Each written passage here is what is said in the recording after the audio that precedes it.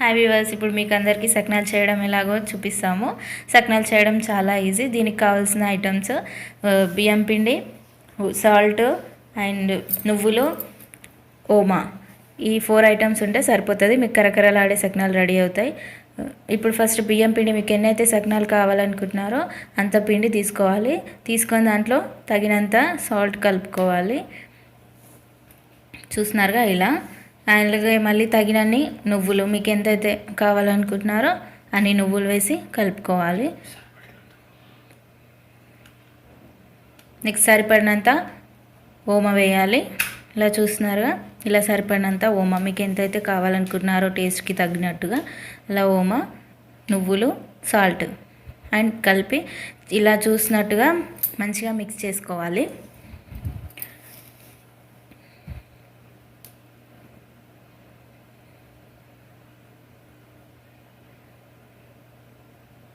ఇలా మిక్స్ చేసుకున్న పిండిని ఒక గిన్నెలోకి మీకు ఎంత అయితే ముద్దల్లా రావడానికి ఈజీగా ఉండేటట్టు కొద్ది కొద్దిగా తీసుకుంటూ వాటర్తో కలుపుకోవాలన్నమాట. మరీ పలచగా కాకుండా మరీ గట్టిగా కాకుండా కలుపుకోవాలి. పిండి ముద్దలు కలుపుతూ అక్కడ సకినాలు చుట్టేస్తూ ఉండాలి. అవి ఎక్కువసేపు పిండి ముద్దలు అలాగే కలిపి పెట్టుకోకూడదు. ఎంటదెంట కలుపుకుంటూ ఎంటదెంట చుట్టేసుకుంటూ ఉండాలి.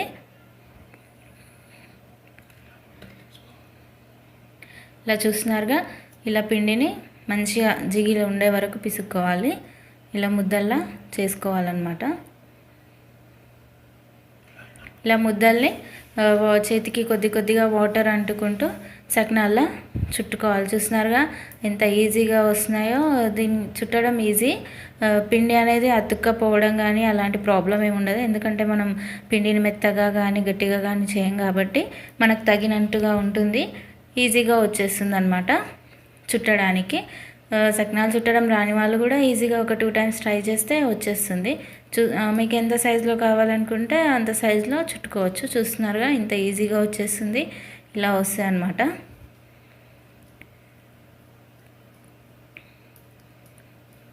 చూసారుగా ఎంత నీట్గా వచ్చినాయో. ఇలా వస్తాయి. ఎంత నీట్గా సకినాలు చుట్టుకోవచ్చు. ఇలా చుట్టుకున్న సకినాలని వెంటనే మళ్ళీ కడాయిలో ఆయిల్ తీసుకొని వేసి కాల్చుకోవాలి. కడాయి ఎంతైతే ఆయిల్లో పట్టేటన్ని సకినాలు తీసుకోవాలన్నమాట. ఎంత ఆయిల్ పోసుకుంటామో అంత.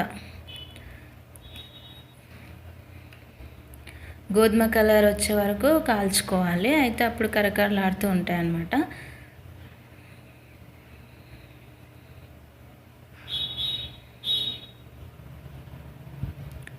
కాలనికి కొద్దిగా టైం తీసుకుంటుంది.